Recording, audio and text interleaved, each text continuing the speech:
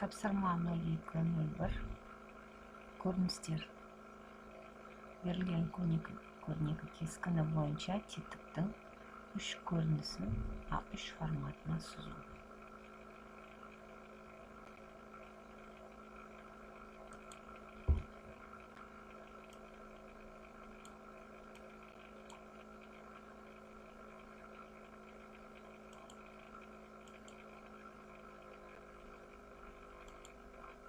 Sonra bize topshirma beriladi. Bu topshirmamiz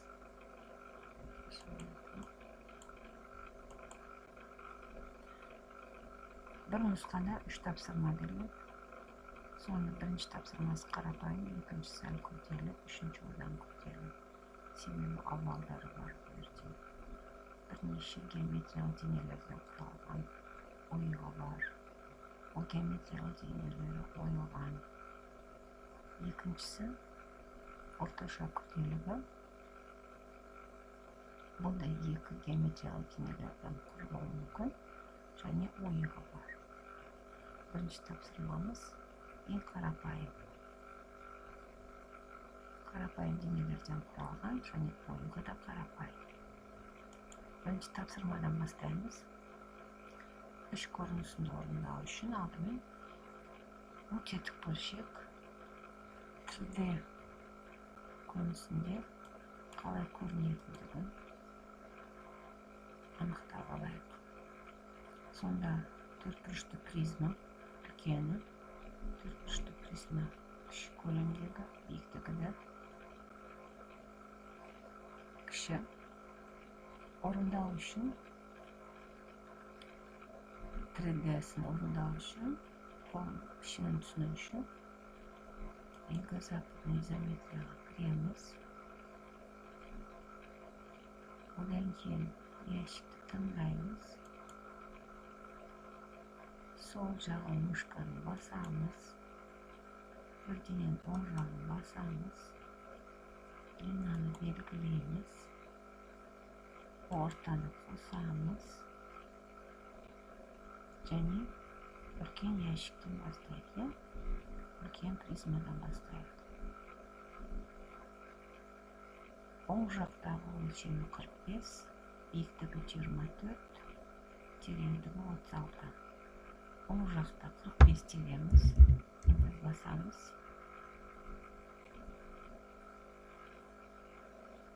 O'zimizga qaray. Nemesi o'zga qarab 36 terengdigi teramiz. Klaviaturadan aslında bir qadarda 36 soni chiqdi. Ter pog'asini enter bosamiz. Biyiqligini 24 teramiz. Enter bosamiz. Ulkan prizmamiz tayyor bo'ldi. Odan ko'ram kishi prizmani o'rnida qo'lni o'lchamlari 32, terenglikka 20 olamiz, biyiqlikka 10 olamiz. 32, 20, 10. Eshik alamiz. Sol jag'ini bosamiz. O'ng jag'ini tereng bosamiz. Limani belgilaymiz. O'rtani qosamiz. Uzunligi 32. Terib klaviaturadan bir qatarini chiqdi. Enter bosdik terib olasiz. O'zimizga qaray, nemesi sirtqa qaray 20 teramiz. Bir qatarni chiqdi. Shuni enter bosamiz. Biyiqlikka 10 belgilaymiz. Klaviaturadan bir qatarni chiqdi 10 aslında 10 terib pog'asini enter bosamiz. Uchinchi bo'ldi. To'rtburchli prizma tarzidayız. Oyig'i o'lchami 20, 16, biyiqligi 24. Eshik tandaymiz. Sol jag'ini bosamiz, o'ng jag'ini bosamiz. Kenarni belgilaymiz. O'rtani bosamiz. 20, uzunluğu terеңдігі 16, сыртқы қарай терді клавиатурадан Enter бастық бұйрық қатарында шықты. Биіктігі 24, тердік бұйрық қатарында шықты. Enter бастық. 3 призмамызды әртүрлі түспен боясақ болады.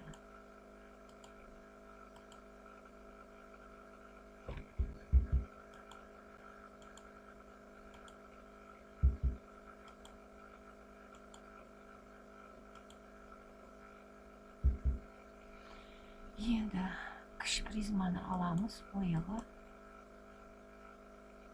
мышқаның оң жағын басып, переместить бюроны таңдаймыз. Арғы жоғар жағындағы қабырғадан ортасын белгілейміз. Және үлкен призманы ар жағындағы қабырғасының ортасына қоямыз. Осы ойықты орындау үшін вычитание құралын басамыз. Одан кейін үлкен призманы белгілеп, курсорды алаңға шығарамыз, оң жағын басамыз. Кішкентайды алынатын, ойылатын тетік бөлшекті призманы басамыз, белгілейміз, курсорды алаңға шығарамыз, оң жағын басамыз. Биіктігі кіші призманы бір-біріне айқастырып орналастыру керек. Сол үшін біз кіші призманы, биіктігі кіші призманы белгілейміз, оң жағын басамыз, переместить таңдаймыз. Астындағы қырының ортасын белгілейміз, ортасы екенін, середина деген сөз шыққасын, үшбұрыш шыққасын басамыз мышқаның сол жағымен. Одан кейін астындағы қырының ортасына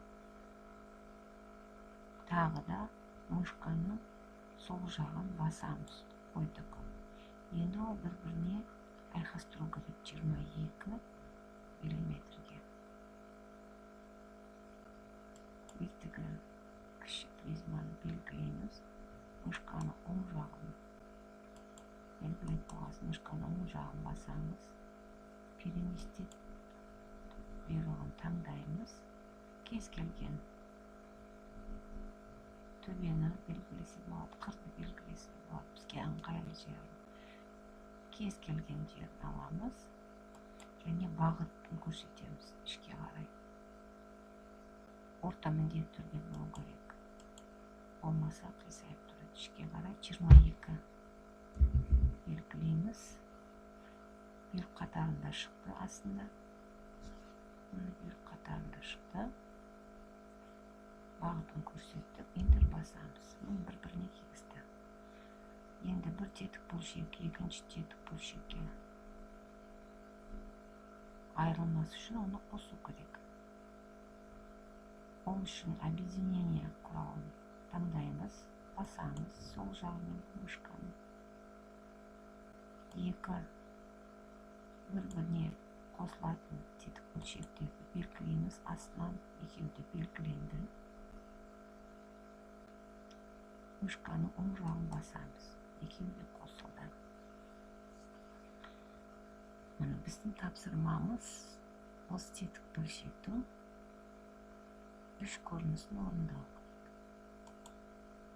Тапсырма көріністер берілген көрнекі кескіні бойынша көрнекі кескінін орындадық.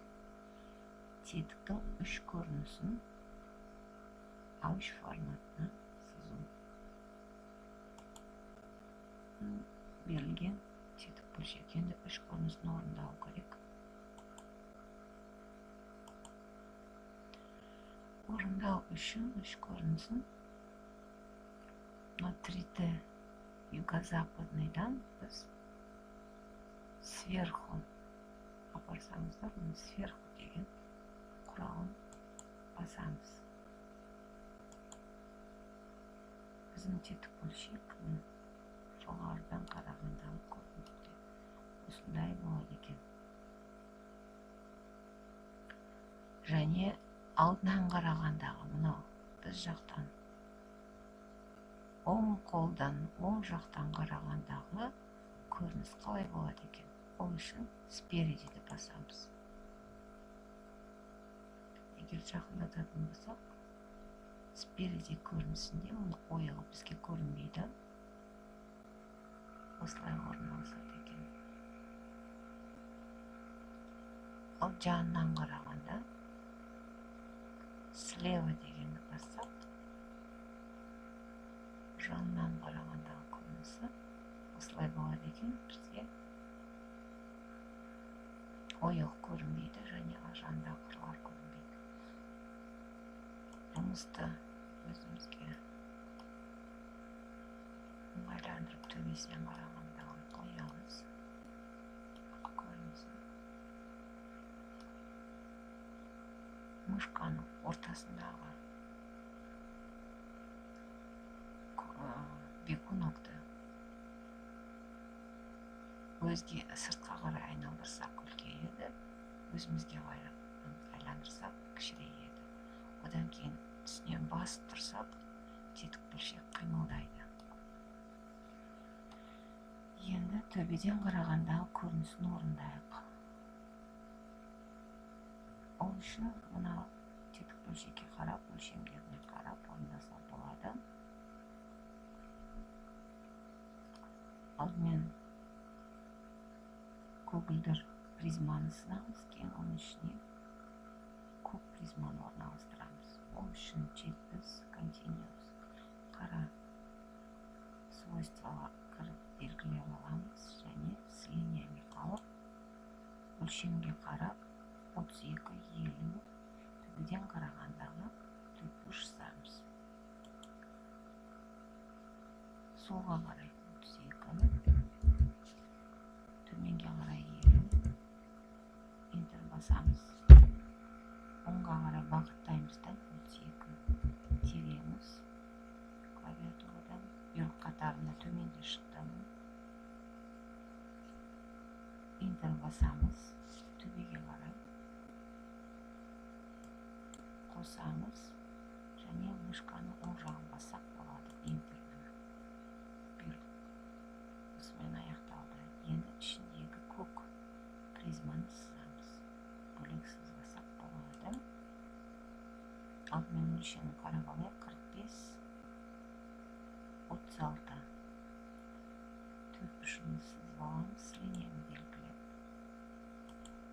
45 бұйрық қатарында шықтым астында 45 терілі. Интер басамыз.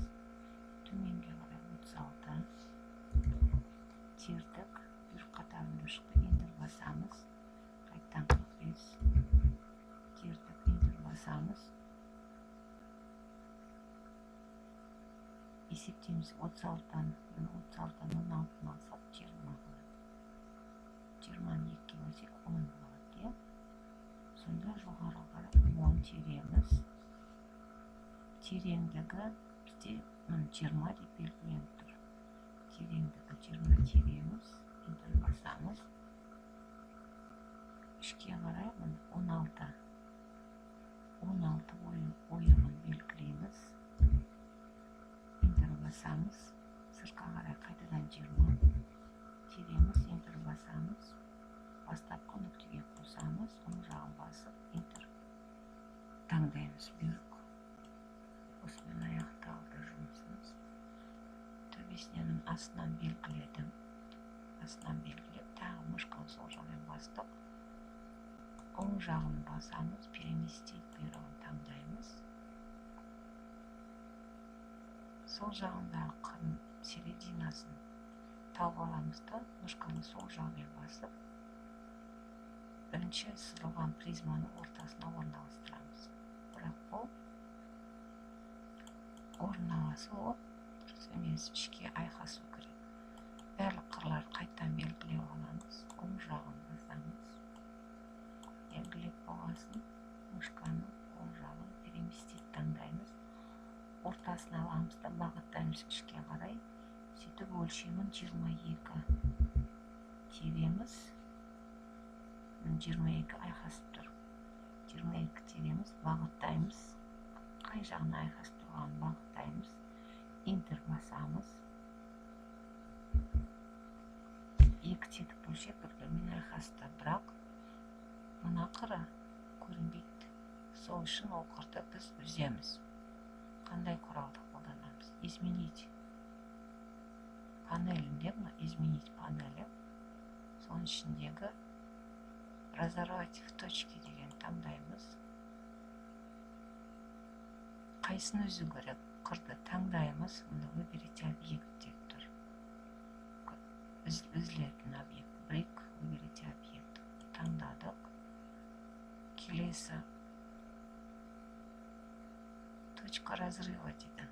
Точка разрыва қай жерден? Бұл жерден үзсек болады.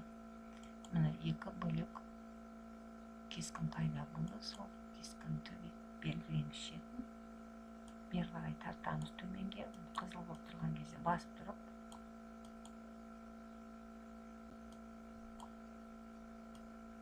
төменге әкелеміз.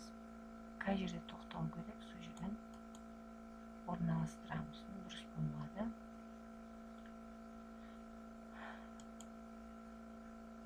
Обратно жіберіп, обрезать көрсетпей болады. Обрез таңдадық, оң жағын басамыз. Обрезать. Бұйрығын орындадық, қысқартса да болады.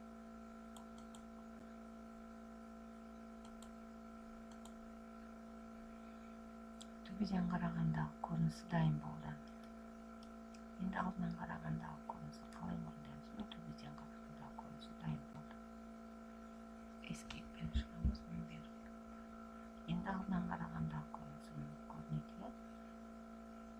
Үлкен призманы сызамыз. Үлкен призманың көлемі 45, 24, асты 45, биіктігі 24. Ол үшін сол призманы, үлкен призманың қырын аламыз. Копировать етіп. Біз білеміз мына шетінде қанша өлшем екен. 50-ден 36-ны алсақ, оны 50-ден 36-ны алсақ, 14, 14 2 болса 7. Сонда 7-ге жылжыту керек, және тағы 30 қосамыз. Ұстап алдық бір шетінен, төбеге көтереміз, 37 кереміз. Берік қатарында шықты астында. Берік қатарында 37 шықты. Бағыттаймыз төбеге қарай. Интер басамыз 2 рет. Призманың, үлкен призманың табаны шықты. Енді с линияны таңдаймыз. Биіктігін белгілейміз. Нүктесін бастық. Биіктігі 24 тереміз. Интер басамыз. Сол жаққа бағыттаймыз. 45 тереміз.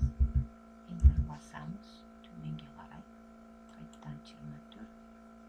2 рет. Интер бассақ болады. Үшті призманы үлкен биіктігі 24 сызып қойдық. Енді ойығы қаяқта орналасады екен, соны көрейік. Ойығының қырын копировать етеміз. Астың жағын алдым. Табанына орналастырамыз. Escape-пен шығамыз клавиатурадан, немесе Enter басамыз. Белгілейміз төбесіне, және қырына дейін жеткіземіз. Бірақ бұл бізге көрінбейді. Көрінбегендіктен 70-ті 35-ге ауыстырамыз, және бұл continuous болмайды, невидимый болады. Escape-пен шығамыз. Үлкен призманың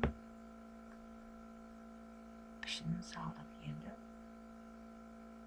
астындағы призманың бойы 10 болып келетін призманың алдынан қарағандағы көрінісін сызамыз. Ол үшін оның қырын копировать етіп әкелсек болады. Және айқаспау керек, бірнесіне орналаспау керек.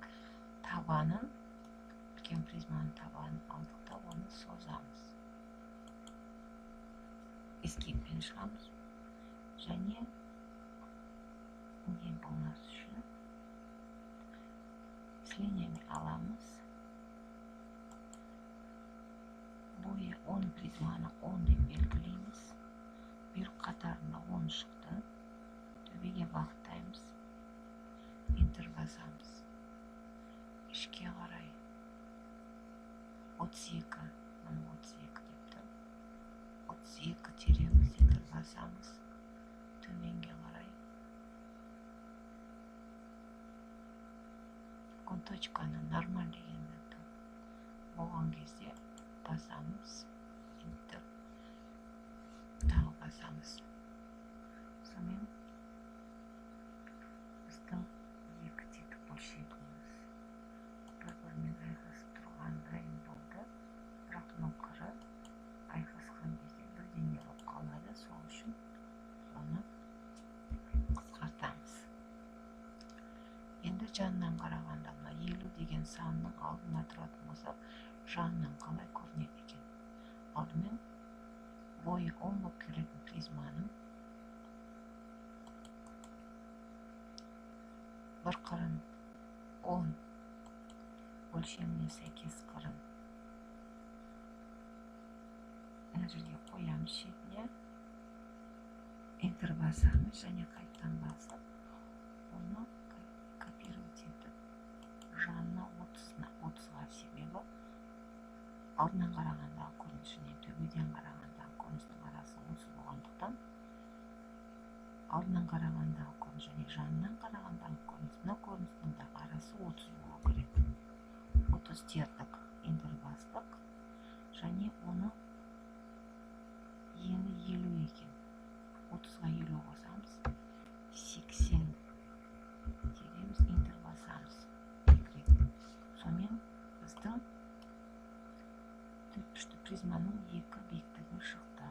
Екі биіктігін мұнан удалять етеміз. Слениями аламыз. Төбесіне қырды сызамыз. Enter басамыз. Төбесіне белгілейміз. Копировать таңдаймыз. Астындағы қырды қоямыз. Enter басамыз. Енді биіктігі 24 келетін призманың конфигурациясы қалай шығатынын есептеп алайық. 36 және төменге қарай 24 сызсақ болады, немесе 24-тен 24 сызсақ болады, 36-24.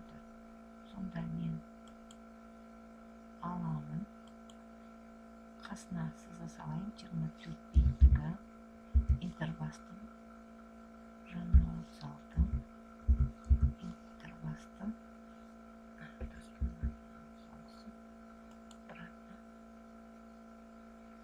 слениями 24, Enter, 36, Enter, 24, Enter, 36, эскейп. Бәрін белгілейміз.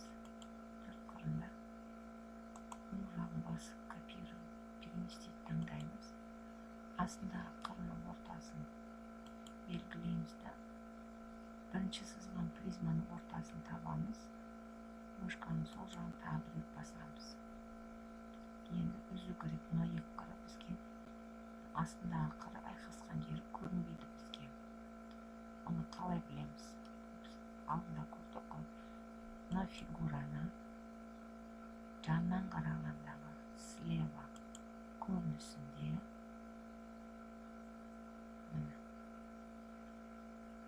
астындағы мына қыры айқасқан жері бізге көрінбейді. Яғни ойығы көрінбейді. Қайтадан сверхуға келеміз. Таңдаймыз. Сол үшін мына екі астындағы қырды үзу керек. Разорвать в точке. Белгіледім. Үзу нүктесін көрсеттім. Оны тұрысындағы орындаса болады. Повторить, разорвать. Белгіледік. Үзу нүктесін көрсеттік. Астындағы үзілді. bular ko'rinmaydi bizga невидимый bilan. Қалыңдығы 35.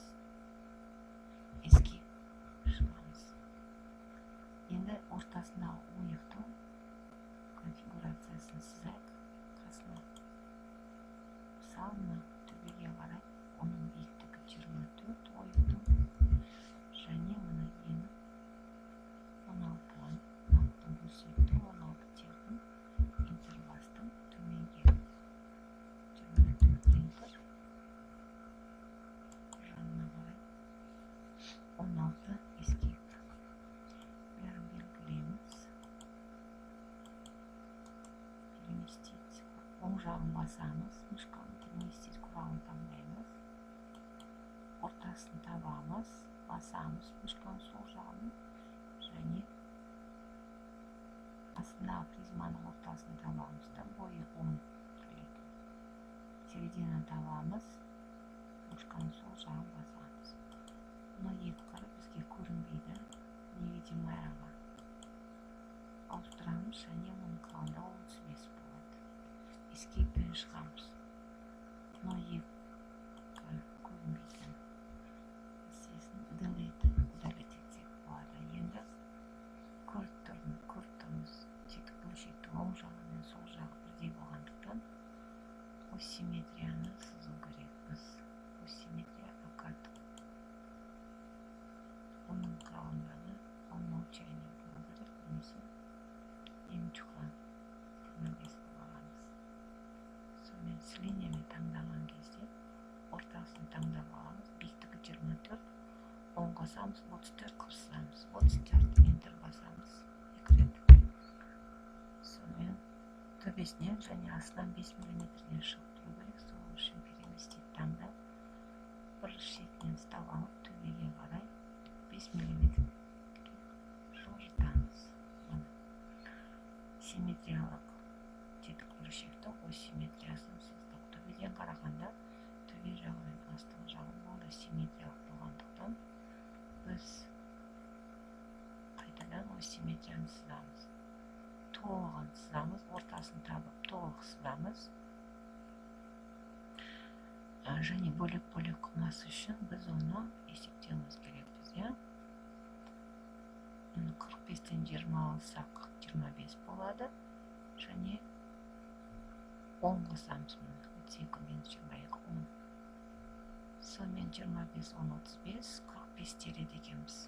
45, enter екі рет.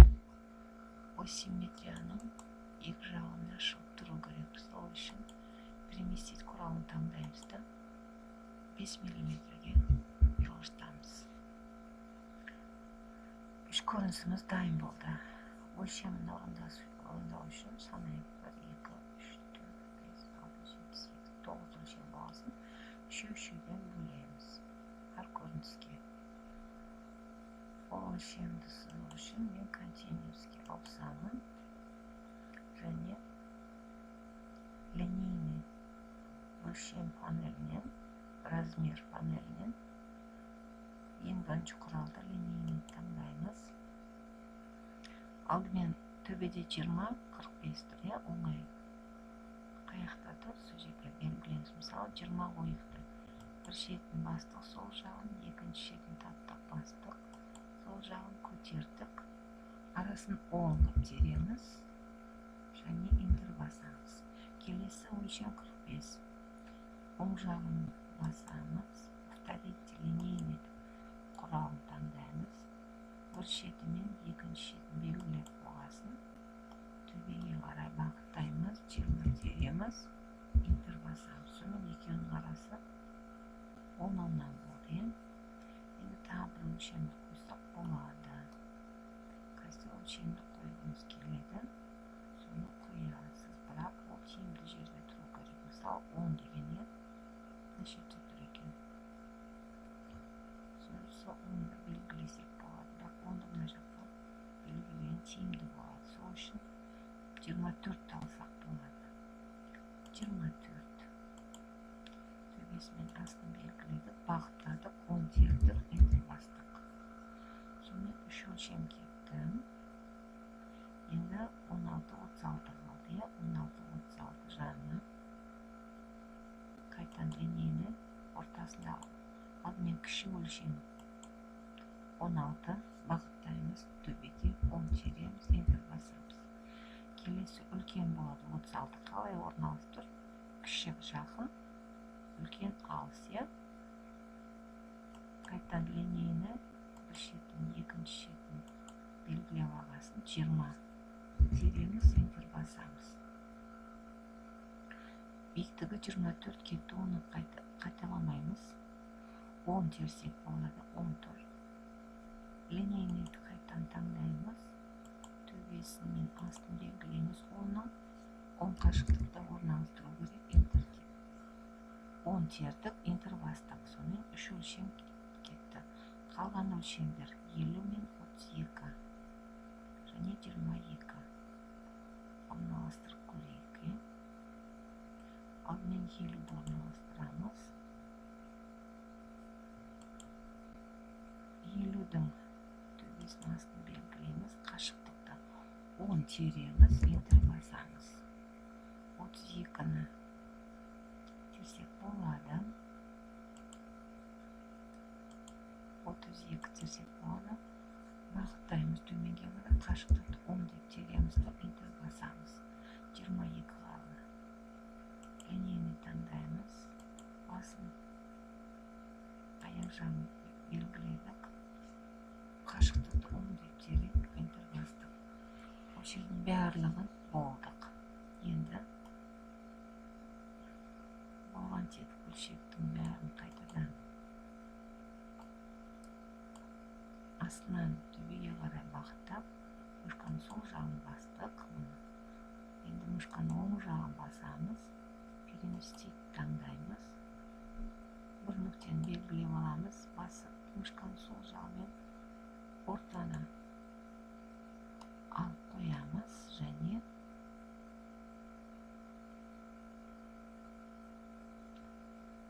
бізде мына дайындап қойған, бірінші сабақта дайындап қойған парағымызға орналастырамыз. Орналастырдық. Енді ол парақта қандай белгілер болу керек? Ол парақта копировать етейін.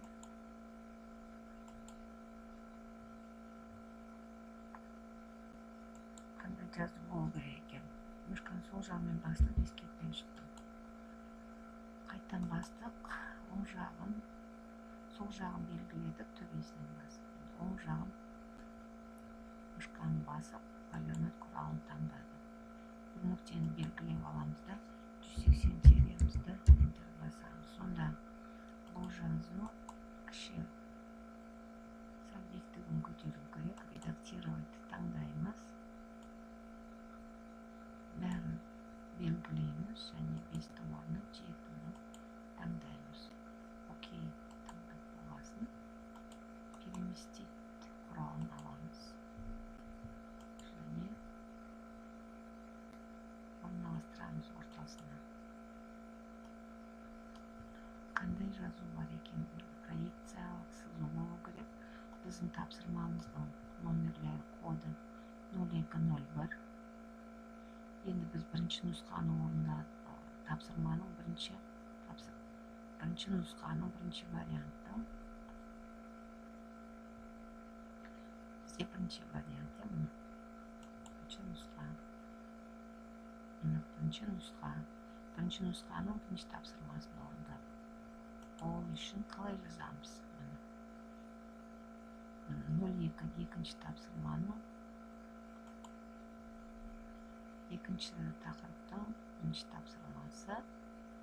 Төбесінен басамыз. Редактирование М тексті таңдаймыз. Бірден кейін нұсқамыз 01 вариант 1 ғой. Сол нұсқаның ішінде 3 тапсырма бар. 3 тапсырманың бірінші тапсырмасын болды. Бірінші тапсырмасын орындады. 001 тапсырма. Проекциялық сызу. Окей, бастық. Литерасы оқу, учебная. Массасы белгіленбейді, масштабы белгіленбейді. Endi bizning birinchi topshirmamiz, birinchi жұмысымыз боласын бет birinchi, ya. Biroq bizga 3 topshirma qo'y. Nusxamizda 3 sızma var ekan. Mына qarapayım sızmani bir qog'ozga o'rnashtirsak, 3-chi tetik bo'lshakda 2-chi paraqqa o'rnashtirsak, so'ng paraqning soni betdir 2 bo'ladi. O'rnayotgan betimiz birinchisi bo'ladi. Student o'zining familiyasini yozadi. Student degan so'zning o'rniga tugmasini bosadi. O'ng redakирование qabuldagan o'qituvchining familiyasini yozadi. Qanday yozadi? A. Черчение, сызу panelini A'ni многострочный tanlaydi. Tanglaysiz. Tövbedagi burchda bir belgilaysiz. Shani aslida o'ng jaqdagi burchda 2 belgilaysiz. So'ng chiqadi. Panel format teksti degan panel chiqadi.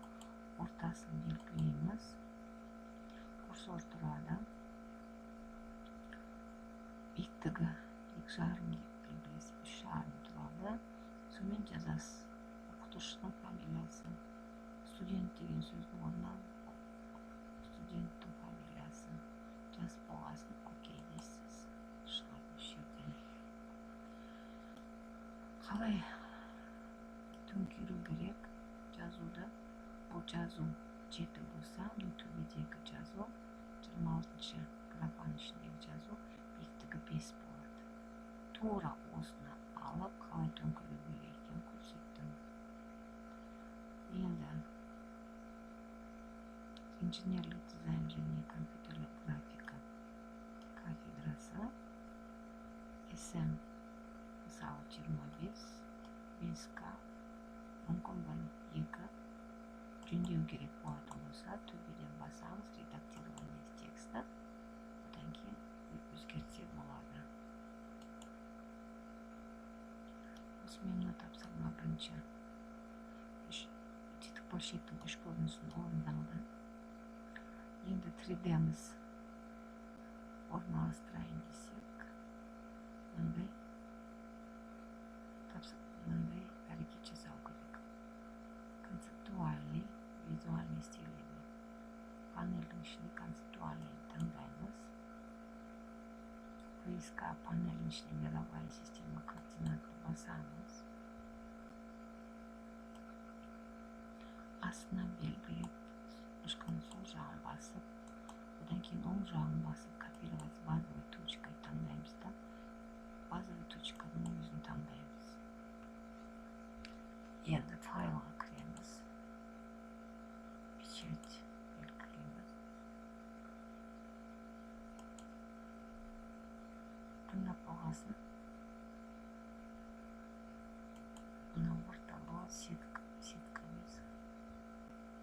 Listlarda siz birinchi listga kirasiz. Men жаңа list tanlayman.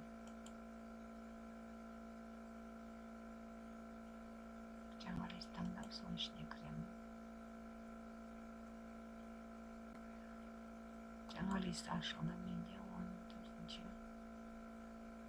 fayl ishga kiraman. Pechat bosaman. Net degan ekan belgilaymiz. A2 belgilaymiz. 594 горизонталь o'rnashtirib, применить к листу. X'da bosamiz. So'ng kishi ko'lamda formatimizni o'lchaymiz.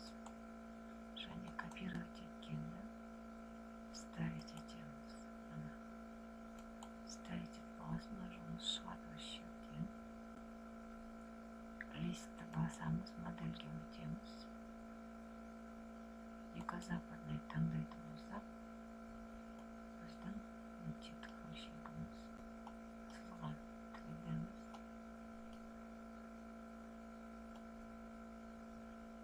O'rnashtiramiz, biroq ko'lamni ulkan qilmaymiz. Ko'lamni shamol ostida o'rnashtiramiz. Ishli ulkan, ishli kishi bo'lmaydi. орналастырып болғасын. Екінші тапсырма сүйегіңді алып орнын